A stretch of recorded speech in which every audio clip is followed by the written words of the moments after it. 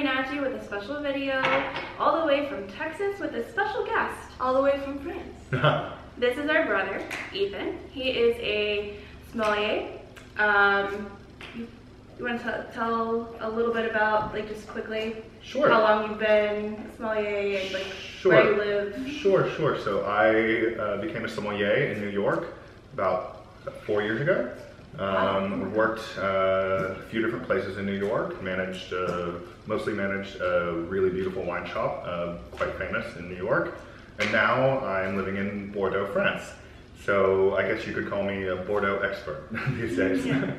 Knows a lot about French wine. So today we're going to take you through kind of like what to do when you're tasting a wine and a little bit about that process. You probably see Mom in the background back here. She's cooking. We're here for Thanksgiving, so she's getting a jump on cooking. So she's just back there cooking. Sorry about the light. It's going in and out. It's not, you know, we're not professional.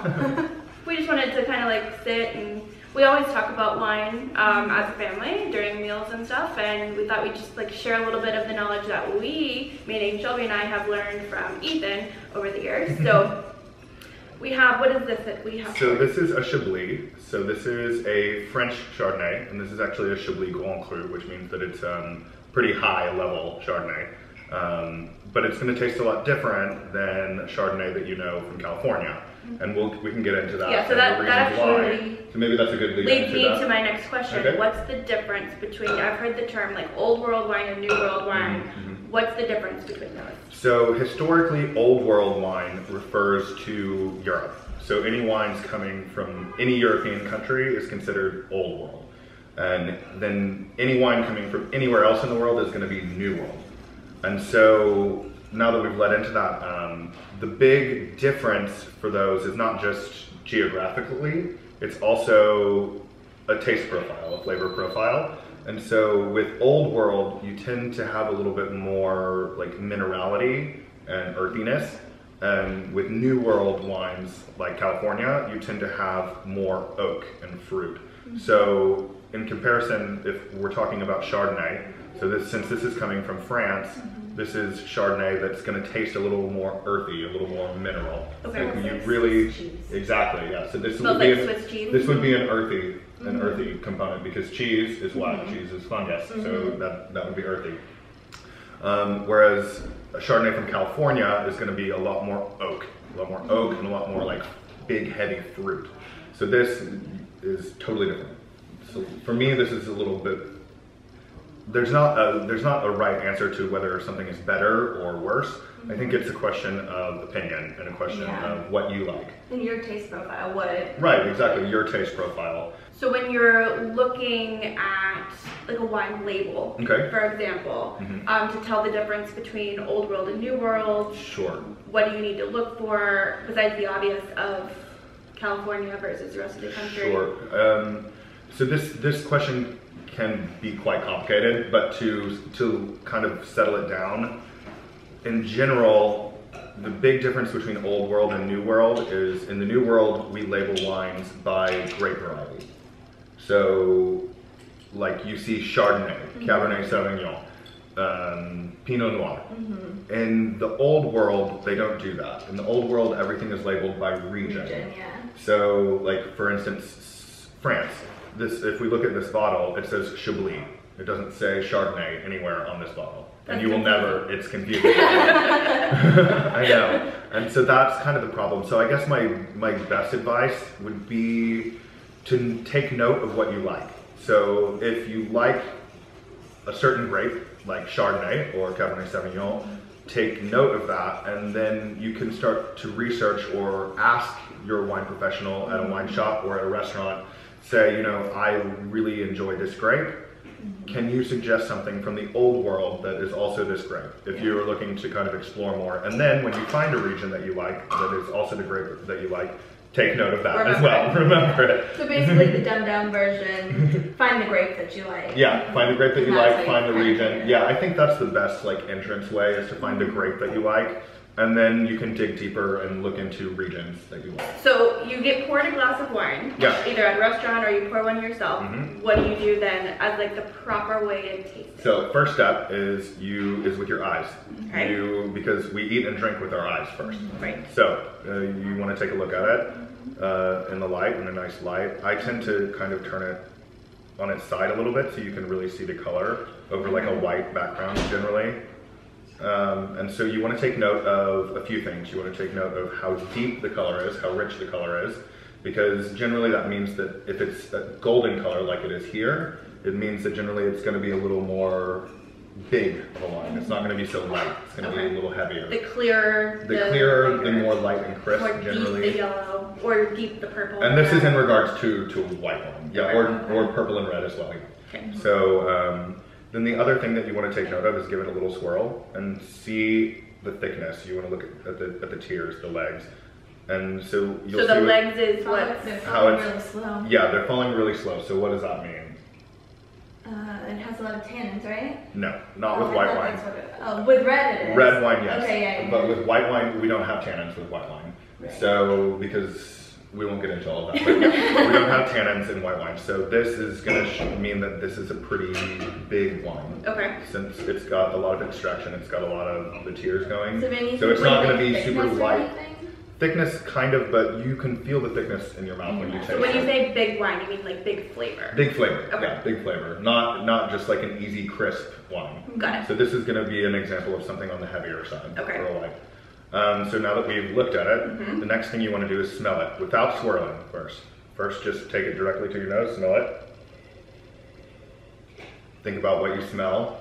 Swiss cheese is all I'm getting. Swiss cheese, yeah. That's all I'm getting. I get a lot of Swiss cheese as well, but there's a Peach. fruitiness, yeah.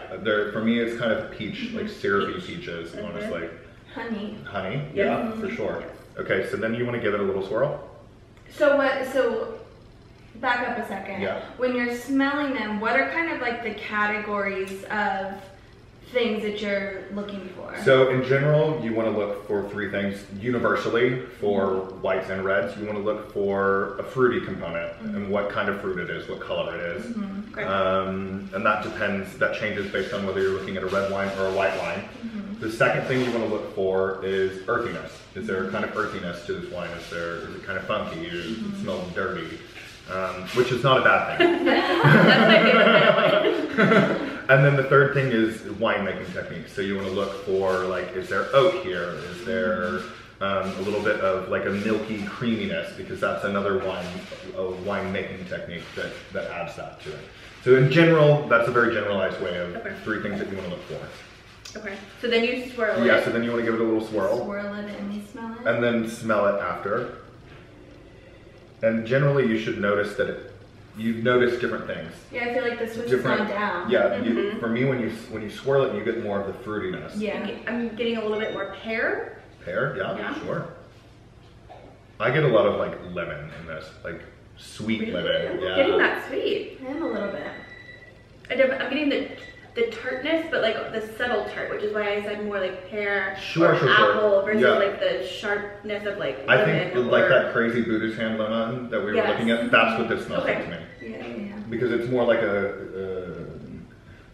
like comfy lemon, you know, like more like candied lemon. Okay. Yeah? Okay, so third step. Now we want to give it a taste. There's a lot to do before you taste a wine. I know.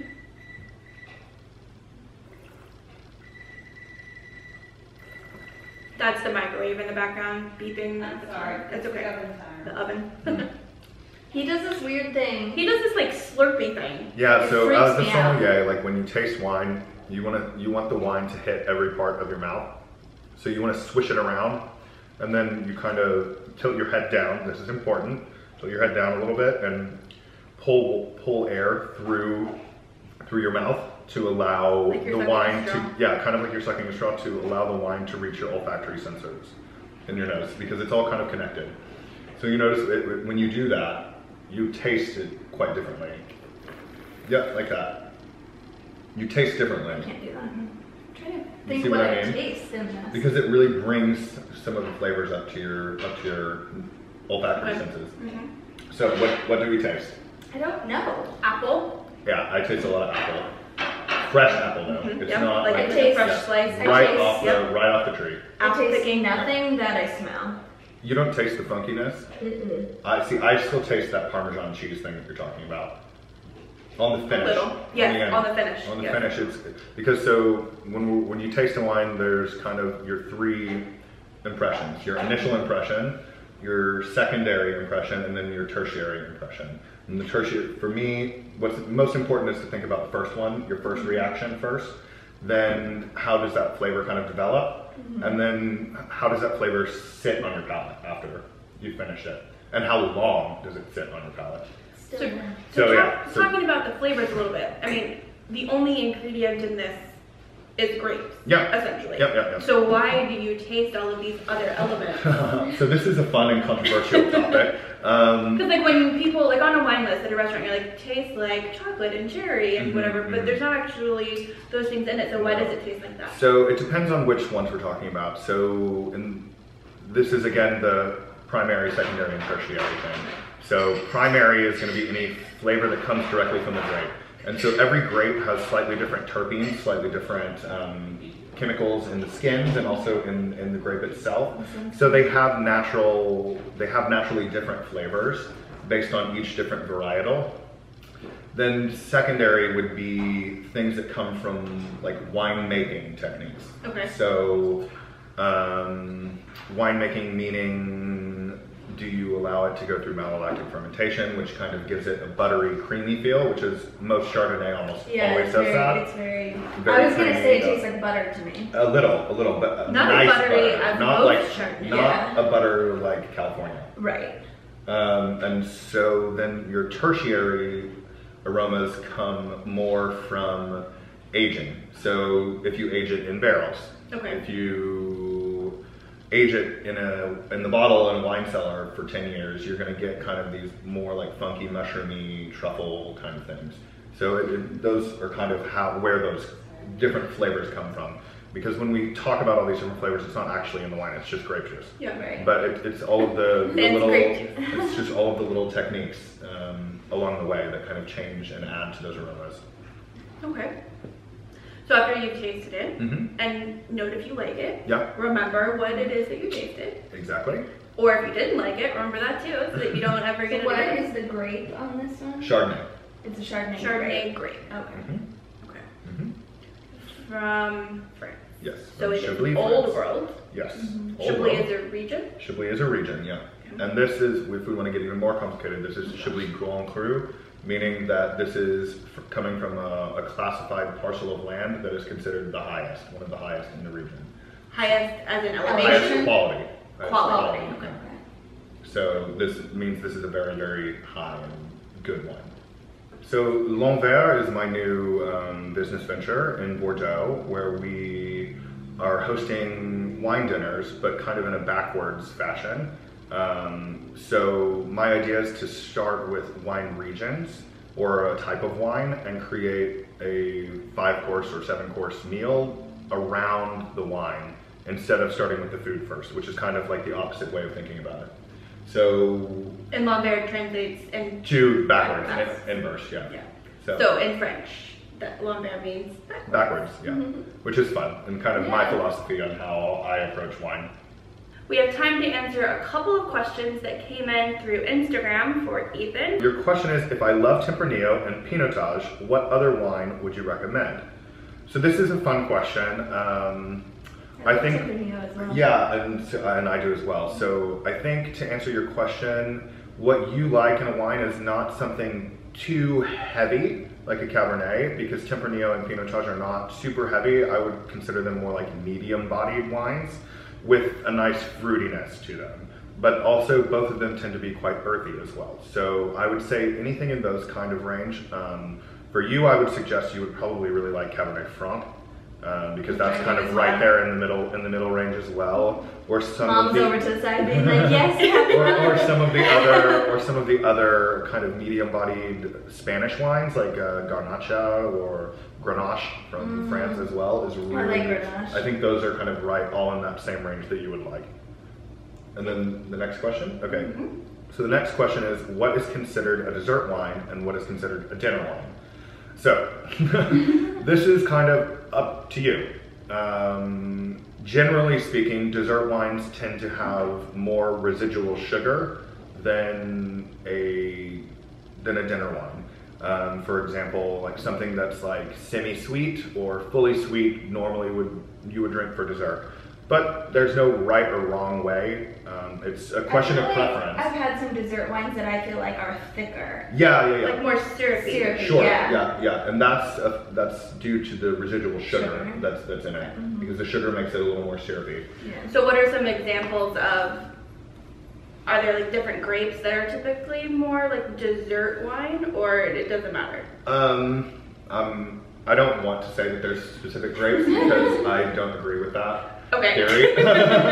I think it's a question of the winemaking techniques and how it's made. So like generally what we consider like most dessert wines, the way that they do it is through a process called late harvesting, which means they let the grapes stay on the vine much longer than you would for a dry wine, and you kind of let them rot a little bit on the vine, and the sugars get really concentrated, and so then when they press them, it's more syrupy than it is watery, like a typical grape juice. So if you were gonna go to the store and be like, I'm gonna get a dessert wine, is there something specific that you need to look for the words late harvest on the bottle, because generally here in the States you will see late harvest Riesling or late harvest something else. There are Sauvignon Blanc also can do this. But typically that's probably the best way to look for it. There are a bunch of regions in France that are also known for doing that, but I don't want to confuse you guys too much.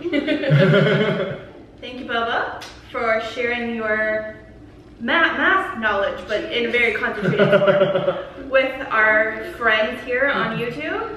Cheers. Cheers. Thank you. Chin chin. Chin chin. Chin chin. And if you guys liked this, be sure to give it a thumbs up. If you have any more questions for Ethan, leave them down below. We'll ask him and then answer you.